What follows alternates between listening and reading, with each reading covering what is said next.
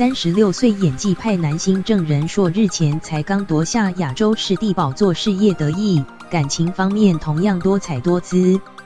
去年9月离婚后，他和艺人小薰、黄静怡传出绯闻，尽管两人否认，但近日又被直击亲密幽会。郑仁硕前妻更疑似在 IG 大骂两人肮脏下流。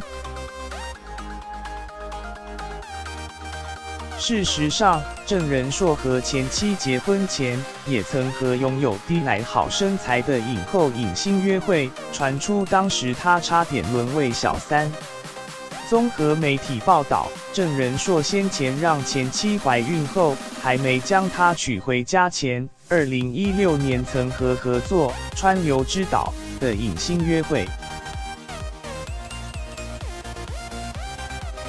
两人一起用餐，再去看电影，后来还到露天酒吧续摊，期间不时有亲密互动，不仅交换酒喝，郑仁硕还贴近影星耳边磨蹭讲悄悄话，关系颇为暧昧。不过随后两人各自回家。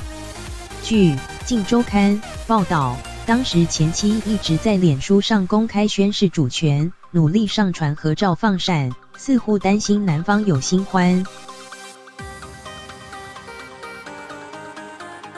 后来郑仁硕先上车后补票，却又在去年底传出和妻子早已离婚2个月的消息，感情世界让人雾里看花。